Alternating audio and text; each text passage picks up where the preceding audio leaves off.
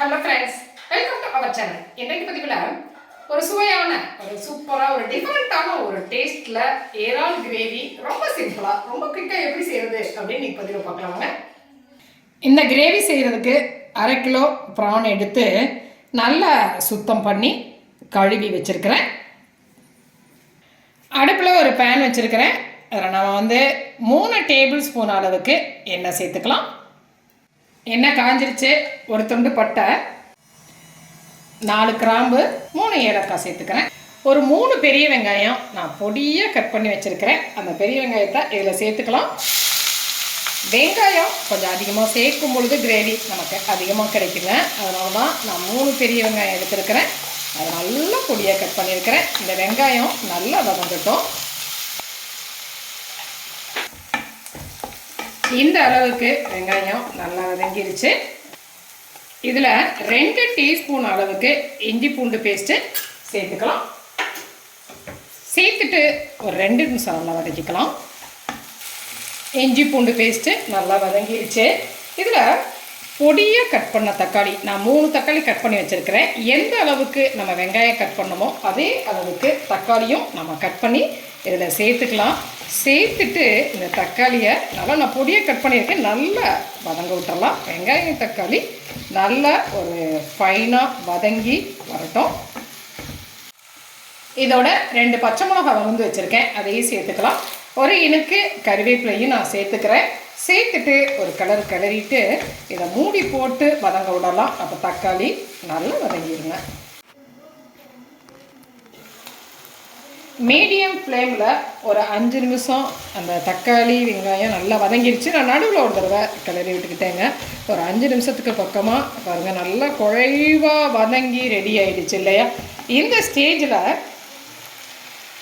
நம்ம சுத்தம் பண்ணி வச்சுருக்கிற ப்ரானை இதில் சேர்த்துக்கலாம். சேர்த்துட்டு அப்படியே ஒரு 2 நிமிஷம் நல்லா வதக்கிக்கலாம். வதங்கட்டும். ஒரு 2 நிமிஷம் மூடி போட்டு இதை அப்படியே நல்லா வதங்க விடலாம். பாருங்கள், 2 நிமிஷம் இந்த ப்ரான் நல்லா வதங்கிருச்சு பாருங்கள். இப்போ இந்த ஸ்டேஜில் நம்ம பொடியெல்லாம் சேர்த்துக்கலாம். 1 டீஸ்பூன் மிளகாய்த்தூள், 1 teaspoon Kashmiri chilli powder, 1/2 teaspoon மல்லித்தூள், 1 டீஸ்பூன் கரம் மசாலா, 1 டீஸ்பூன் ஜீரக பவுடர், 1/2 டீஸ்பூன் மஞ்சள் தூள் சேர்த்துக்கிறேன். சேர்த்துட்டு இதை நல்லா கலந்து விட்டுறலாம்.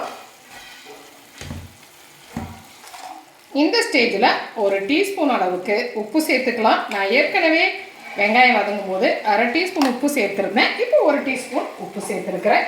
இதில் இன்னைக்கு ஒரு 1/2 கப் அளவுக்கு நான் தண்ணி சேர்த்துக்கிறேன். தண்ணி சேர்த்துட்டு இதை நல்லா கிளறிடலாம்.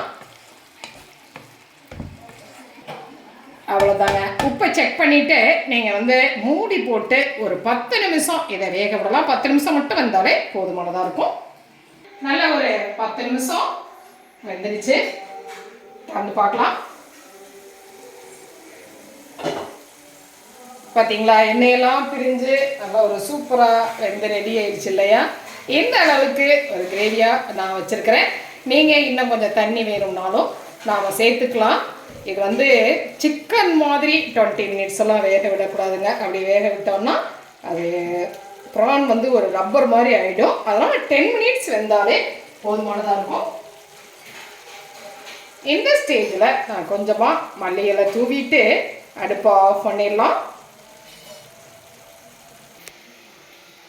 நல்ல சூப்பரான ஒரு டேஸ்ட்டில் ஒரு ப்ரான் கிரேவி ரெடி ஆகிடுச்சு. இது இட்லி, தோசை, சாதம், சப்பாத்தி எல்லாத்துக்குமே ஒரு பொருத்தமான சைட் டிஷ்ஷாக இருக்குங்க.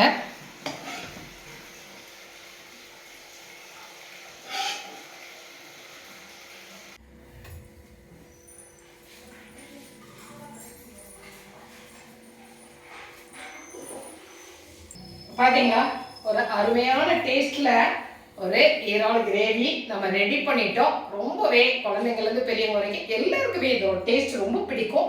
செஞ்சு பார்த்துட்டு உங்களுடைய கமெண்ட்டை சொல்லுங்க. இந்த பதிவு உங்களுக்கு பிடிச்சிருந்துச்சுன்னா சப்ஸ்கிரைப் பண்ண மறக்காதீங்க. லைக் பண்ணுங்க, கமெண்ட் பண்ணுங்க, ஷேர் பண்ணுங்க. மற்றும் ஒரு பதிவு உங்களை மறுபடியும் சந்திக்கிறேன். நன்றி.